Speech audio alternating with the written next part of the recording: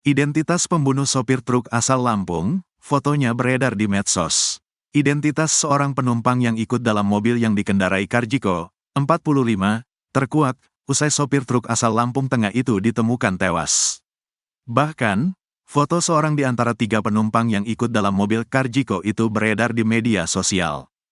Diketahui, terjadi insiden sopir truk bernama Karjiko, ditemukan tewas dengan 17 luka tusukan di tubuhnya pada Sabtu, tanggal 21 September tahun 2024. Karjiko ditemukan telah meregang nyawa di pinggir jalan tol KM 77 Serang, Banten. Kerabat korban, Sunari saat dikonfirmasi, mengungkapkan, jika benar ada 3 orang yang menumpang ke mobil Karjiko sebelum ditemukan tewas dengan 17 luka tusukan, Sabtu, tanggal 21 September tahun 2024. Sunari mengatakan, setelah keluar dari Lampung, dia mendapat kabar dari Karjiko bahwa ada 3 orang menumpang di mobilnya sejak dari pelabuhan Bakauheni. Dia pun mengaku tidak asing dengan orang tersebut setelah fotonya beredar di media sosial komunitas romantika sopir truk Indonesia, RSTI, Korwil Lampung yang turut memantau perjalanan korban. Karjiko kenal dengan salah satu orang yang menumpang di mobilnya. Dari informasi yang saya dapat, namanya Bobby, dia bekas sopir juga, katanya, Rabu, tanggal 25 September tahun 2024. Sebelumnya diberitakan, Karjiko, 45, warga kampung Fajar Asri, Kecamatan Seputih Agung, Lampung Tengah menjadi korban pembajakan atau pembegalan mobil muatan di jalan tol wilayah setempat, Sabtu, tanggal 21 September tahun 2024.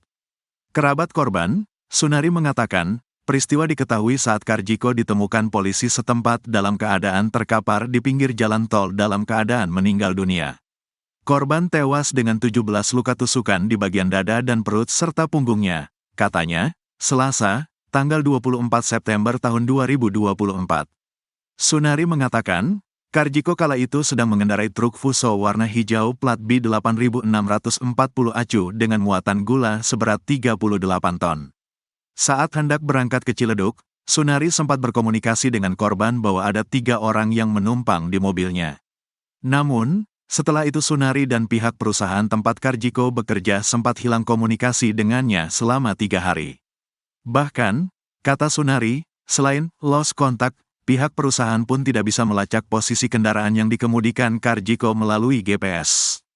Tahu-tahu kami dapat kabar hari Sabtu kemarin kalau Karjiko ditemukan tewas di pinggir jalan tol, dan mobil Fusonya hilang, ujarnya.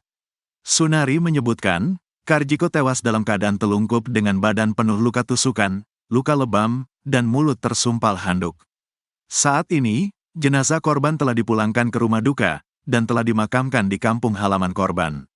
Saat ini Sunari berharap untuk pihak kepolisian setempat supaya pelaku dapat ditangkap dan dihukum atas pembunuhan dan pencurian kendaraan muatan korban.